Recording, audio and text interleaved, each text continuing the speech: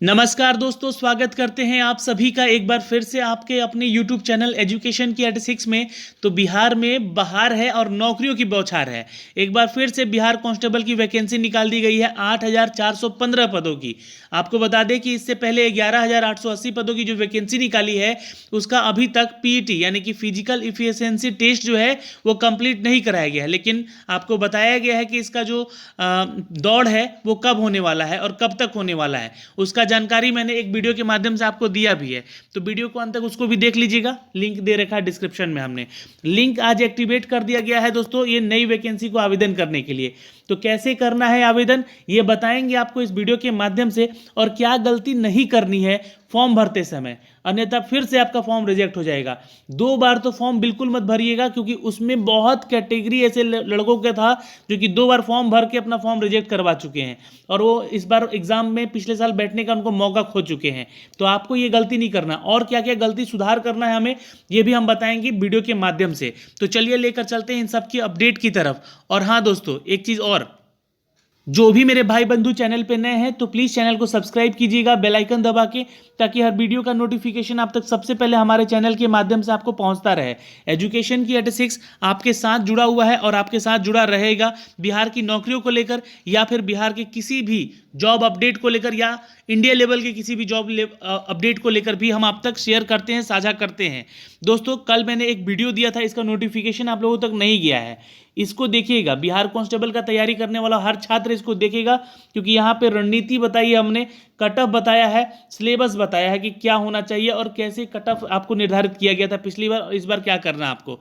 दोस्तों इन सब का अपडेट लगातार हम चैनल पे देते रहेंगे आप तक, और पहुंचाते भी रहेंगे जो भी अपडेट आएगा। बाकी आप हमारा टेलीग्राम भी ज्वाइन कर लीजिएगा, यहाँ पे लिंक दे रखा है सारे के सारे। अबाउट वाले चैनल के अबाउट में सेक्शन में जब आएंगे तो यहाँ पे वो सारे लिंक दे रखे हैं सोशल मीडिया के, जो कि आप हमारे साथ जुड़ सकते हैं इन सभी लिंक्स को क्लिक करके दोस्तों, ठीक है। तो आप हमारा टेलीग्राम भी जरूर ज्वाइन कर लें, वहाँ पे आपको इन सब के PDF और वीडियो भी शेयर कर दिए जाएंगे। चलिए अब हम आ चुके हैं CSBC की ऑफिशियल वेबसाइट पे, जहाँ से आपको ये लिंक एक्टिवेट, जी हाँ दोस्तों, कर दिया गया है आवेदन करने का। तो इसको हम लोग क्लिक करेंगे जैसे ही, तो हमें वो उस पेज पे ले जाएगा जहाँ से आपको कुछ इंस्ट्रक्शन पहले दिए जाएंगे।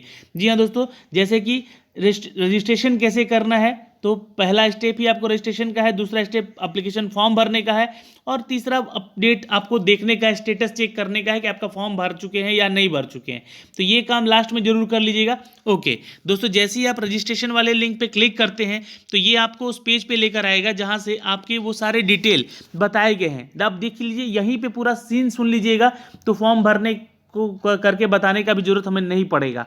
पंजीकरण और भुगतान के लिए कुछ निर्देश दिए गए हैं, जैसे कि पंजीकरण करते समय आप अपना नाम और अपने जो भी नाम है आपके 10th सर्टिफिकेट में या मैट्रिक में या उसके समकक्ष जो भी कर रखा है आपने यहाँ पे, उसका नाम अपना जरूर देखिएगा, वही सेम नेम देना चाहिए।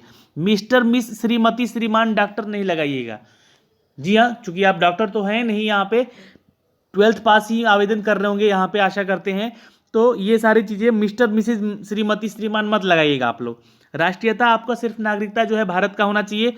जी हाँ, आवेदन करने के लिए एक आपके पास वैलिड मोबाइल नंबर होना चाहिए, जिसपे कि आपको मैसेज वगैरह पहुँचे, और उस पर जो है रिचार्ज वगैरह कर लीजिएगा भाई, नहीं तो मैसेज पहुँचेगा नहीं। जीरो बैलेंस रहेगा तो मैसेज पहुँचेगा ही नहीं आपका रजिस्ट्रेशन नंबर का। तो फिर ये मत बोलिएगा कि हमारे पास रजिस्ट्रेशन नंबर भेजा ही नहीं गया है CSBC के द्वारा।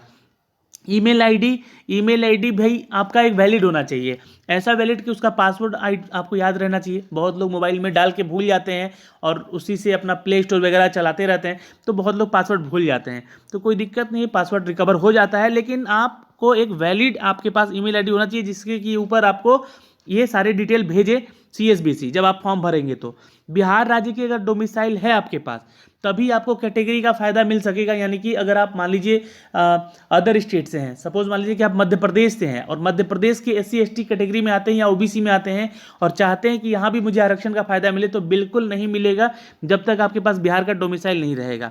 तो फॉर्म भरते समय इस बात का ध्यान रखेंगे, अगर आप बिहार के निवासी हैं और कैटेगरी में आते हैं तो सबसे पहले 6 महीने के अंदर आपको सर्टिफिकेट अपना बनवा के रख लीजिएगा इसकी ज्वाइनिंग तक।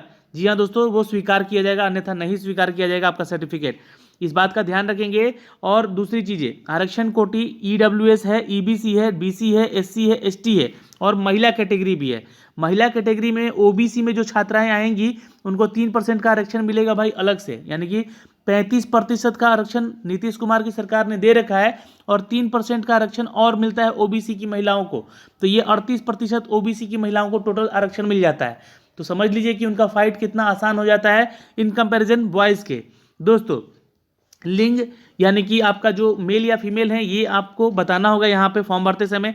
जन्म तिथि आपका जो 10th के मार्कशीट में है वही सर्टिफिकेट दीजिएगा, वही डेट ऑफ बर्थ दीजिएगा।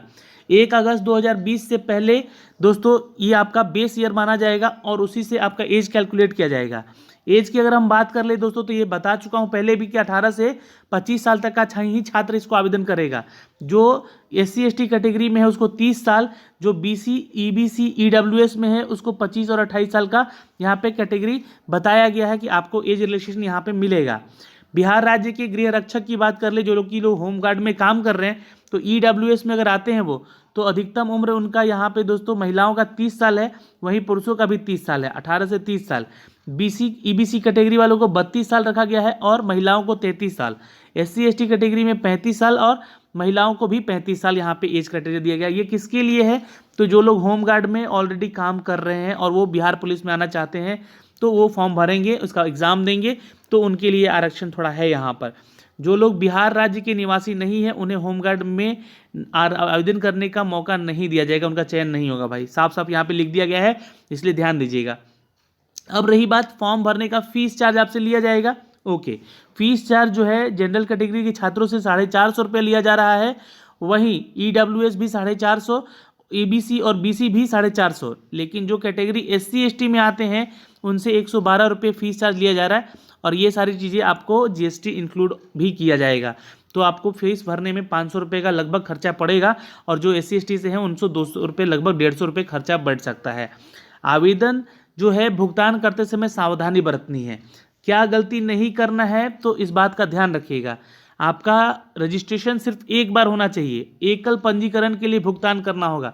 ऐसा नहीं कि एक बार फीस कट गया तो फिर दोबारा जाके फॉर्म भर दिए उसी आईडी से, उसी मोबाइल नंबर से, तो फिर से आपका फॉर्म रिजेक्ट हो जाएगा। यहाँ पे 2 बार फॉर्म भरने जाने वालों का भी यहाँ पे इसको फॉर्म रिजेक्ट किया जा रहा था। भुगतान करते समय पंजीकरण फॉर्म का परिवर्तन नहीं किया जा सकता है, ध्यान रखिएगा। भुगतान करने के बाद यानी कि फीस पेमेंट कर दिए और पंजीकरण का यहाँ पे रद्दीकरण यानी कि कैंसलेशन नहीं किया जा सकता है, इसलिए फॉर्म भरिएगा।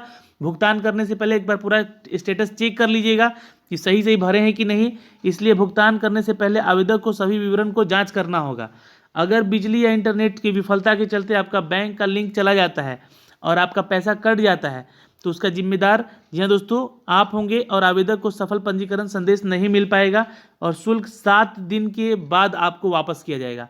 तो ऐसा नहीं कि 7 दिन के बाद लास्ट डेट में जाके आप आवेदन करेंगे और 7 दिन के बाद आखिरी दिन में कि पेमेंट फेल हो गया तो फिर 7 दिन का इंतजार करते समय पता चला कि फॉर्म ही नहीं भर पाए आप।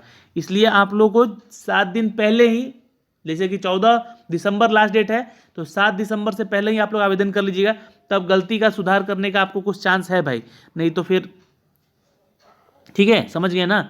तो यहाँ पे आवेदन भरने का अंतिम तिथि मैंने बता दिया है 14 दिसंबर है, तो उससे पहले आवेदन कीजिएगा, लेकिन हम कहेंगे कि आप 1 दिसंबर से पहले ही आवेदन कर लीजिएगा। 1 दिसंबर का लास्ट डेट मान के चलिएगा आप लोग। पंजीकरण रद्द करने का जो है आपको कुछ उपदेश है यहाँ पे। पंजीकरण रद्द करने के लिए यहाँ पे आपको लिंक पे जाना पड़ेगा, इस लिंक पे क्लिक करके व्यू एप्लीकेशन स्टेटस चेक करना होगा, वहाँ से अपना आईडी डालना होगा, जो मोबाइल नंबर या जन्म तिथि भी डाल के आप सबमिट कर सकते हैं।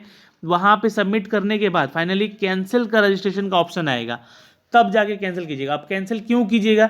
सपोज मान लीजिए कि आपने फॉर्म भर दिया, आपका फॉर्म गलत भरा गया कुछ, तो आपको कैंसिल करना होगा। ये नहीं कि फिर से सुधार करने के लिए एडिट का मौका मिलेगा, नहीं, कैंसिल करना पड़ेगा और आपको फिर से फीस पेमेंट करना पड़ेगा। तो इस बात का ध्यान रखिएगा, थोड़ा सा पहले ही बार में अच्छे से फॉर्म भर दीजिएगा, गलती से भी गलती मत कीजिएगा, ये मैं आपको बार बार कह रहा हूँ। और क्या क्या गलती नहीं करनी है, फोटो, बहुत लोग पूछ रहे थे कि फोटो के साथ साथ सिग्नेचर भी नीचे करना है, तो नहीं करना है ऐसा कुछ, सिर्फ फोटो लगेगा, बैकग्राउंड ब्लू रहेगा आपका, ठीक है, या ऐसा रहना चाहिए कि आपका चेहरा साफ साफ दिख सके, ठीक है। सिग्नेचर हिंदी अंग्रेजी दोनों कर रख लीजिएगा, ठीक है। जिसमें कि आपको साइज भी बताया गया है फोटो का कि कितना कितना साइज होना चाहिए। ठीक है, अब 1 अगस्त से पहले आपने अगर 10+2 दे रखा है तभी आप इस फॉर्म को आवेदन कीजिएगा और फाइनली इस पर क्लिक कीजिएगा और सबमिट, प्रोसीड टू सबमिट कीजिएगा। तो जैसे ही मैंने इस पर क्लिक किया, proceed to registration and payment पे क्लिक किया, अब ये जो है आपको उस पेज पे ले जाएगा जहाँ से आपके आपके रजिस्ट्रेशन करवाएगा। तो आपका 10th का जो नाम है यहाँ पे डालिए, first name, middle name, sir name.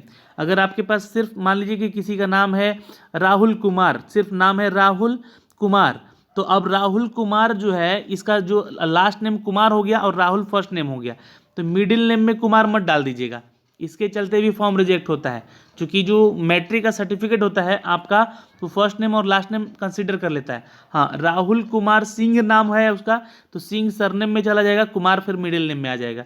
तो कुछ इस तरह से है, थोड़ा सा इस पर ध्यान जरूर दीजिएगा। बहुत सारे छात्रों का यहाँ पे ये गलती करने की वजह से फॉर्म रिजेक्ट हुए थे इनके। अच्छा, यहाँ पे सेलेक्ट एप्लीकेशन, नेशनलिटी इंडियन कर लीजिएगा और मोबाइल नंबर अपना वैलिड दीजिएगा, ईमेल एड्रेस भी वैलिड दीजिएगा। उसके बाद दोस्तों यहाँ पे आपका डोमिसाइल है तो यस कीजिएगा, नहीं है तो नो कीजिएगा। अदर स्टेट वाले भी छात्र आवेदन कर सकते हैं यहाँ पे भाई, बिहार है, सबको मौका मिलता है यहाँ पे, आइए और नौकरी पाइए दोस्तों। लेकिन नौकरी मिलने में थोड़ा सा विलम्ब होता है, देर होता है, लेकिन मिल जाएगा। यहाँ पे सेलेक्ट एप्लीकेशन रिजर्वेशन कैटेगरी, किस कैटेगरी से बिलोंग करते हैं, जनरल हैं, ओबीसी हैं, SC ST हैं, वो बताना है आपको। यहाँ पे जेंडर भरना है, कौन से हैं, मेल हैं या फीमेल हैं। ठीक है, और यहाँ पे एप्लीकेशन डेट ऑफ बर्थ जो है आपको डालना होगा, जो भी आपका डेट ऑफ बर्थ है, और आपको यहाँ पे बताना होगा कि आप होमगार्ड से हैं, जॉब कर रहे हैं तो यस कीजिएगा, नहीं है तो नो कर लीजिएगा सिर्फ। देन प्रोसीड पे क्लिक कर लीजिएगा, तो आपको ये ले जाएगा दोस्तों वहाँ पे जहाँ पे आपसे फीस पेमेंट करवाएगा। और फीस पेमेंट करने के बाद फाइनली आपसे मैं आपको लेकर चलता हूँ, इसको फिलअप कर देता हूँ, फिर प्रोसीड करता हूँ यहाँ पे। तो दोस्तों मैंने एक छात्रा का यहाँ पे अपडेट दिया है, जैसे ही आप अपना डेट ऑफ बर्थ डालेंगे तो आपको यहाँ पे एज बता देगा कि कितने हैं आपका एज। यहाँ पे देखिए, यहाँ पे जो डाला गया है 94 डाला है मैंने, ताकि आपको बता सकें। तो ये 25 साल 10 महीने 23 दिन के हो गए हैं, तो यहाँ पे ये रिजेक्ट कर देगा फॉर्म। इसलिए आप लोगों को क्या करना है, तो ध्यान रखना है, जितना भी आपने आवेदन किया है उससे 25 साल से कम एज में आपका होना चाहिए, तब आप यहाँ पे आवेदन कर सकते हैं। चलिए मैंने 99 डाल दिया यहाँ पे, बताने के लिए आपको ये फॉर्म भर रहा हूँ मैं। ठीक है, तो ये प्रोसीड किया। अब यहाँ से मैंने इसका सारा डिटेल डाल दिया था यहाँ से, जो कि मैंने इनको शेयर किया है आप तक। ठीक है, अब ये डिटेल आपको ये यहाँ पे दे दिया जाएगा, देखिए आप देख सकते हैं। और ये आई क्लिक पे क्लिक कीजिएगा यहाँ पे, और ये घोषणा करता है यहाँ पे कि आपने फॉर्म भर रहे हैं, अपने खुद से ही भर रहे हैं। देन इस कैप्चे को यहाँ डालेंगे और ये इनसे 450 रुपये फीस चार्ज करेगा, क्योंकि छात्राओं को भी 450 रुपये फीस लग रहा है यहाँ पे, जो कि OBC EBC या SC ST कैटेगरी में आती हैं। ठीक है, और SC ST वालों के 112 रुपये है। ठीक है, ये ध्यान रखेंगे। अब इस कैप्चे को यहाँ भर के मेक पेमेंट करना है। मेक पेमेंट करने के बाद दोस्तों आपको दूसरे पेज पे ले जाएगा, जहाँ से आपको फुल डिटेल मांगा जाएगा, आपका एड्रेस, क्वालिफिकेशन वगैरह, फ़ोटो सिग्नेचर वगैरह।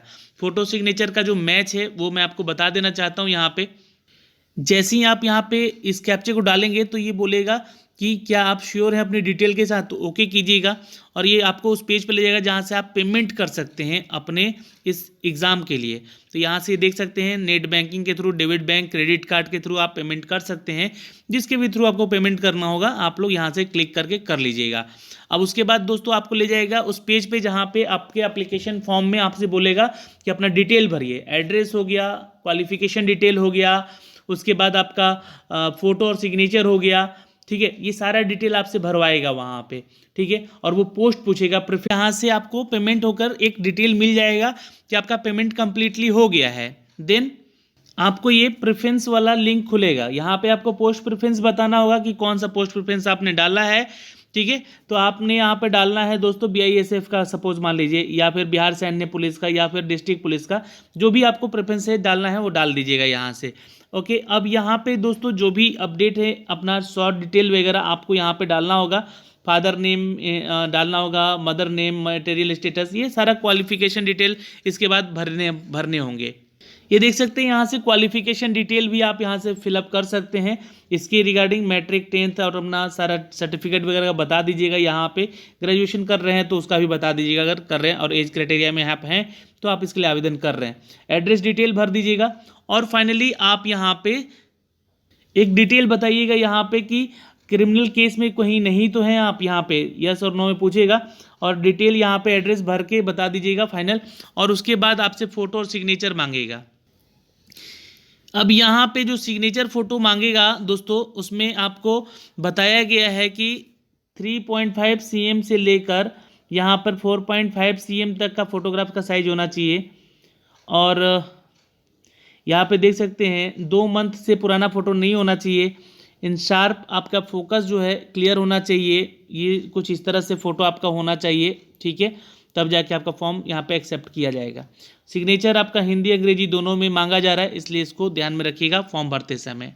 ब्लैक और ब्लू पेन से ही फॉर्म को भरते समय सिग्नेचर कीजिएगा, इस बात का यहाँ पे ध्यान रखेंगे, और इसको अपलोड कर लीजिएगा। अपलोड करने के बाद फाइनली प्रोसीड कर दीजिएगा। तो ये आपका एक एप्लीकेशन स्टेटस दे देगा जहाँ पे आपको फॉर्म भरा जा चुका रहेगा, और फॉर्म भरा जा चुका रहेगा तो आपको जी हाँ एक मैसेज भी आ जाएगा आपके मोबाइल पे, ईमेल आईडी पे, तो आप यहाँ से फॉर्म भर चुके रहेंगे। तो ये तरीका है सही से फॉर्म भरने का दोस्तों, और फिर उसको आप प्रिंट निकाल के अपने पास रख सकते हैं। तो ये सारा डिटेल मैंने बता दिया कि फॉर्म कैसे भरना है, क्या क्या गलती नहीं करनी है आपको फॉर्म भरते समय। तो लिंक एक्टिवेट हो चुका है, जाके आप फॉर्म भरिए। वीडियो कैसा लगा आप हमें कमेंट बॉक्स में भी कमेंट करके बता सकते हैं। आज के लिए इतना ही, मिलते हैं आपसे अगले वीडियो में, तब तक के लिए बाय बाय, टेक केयर, ध्यान रखिएगा अपना और अपने परिवार का।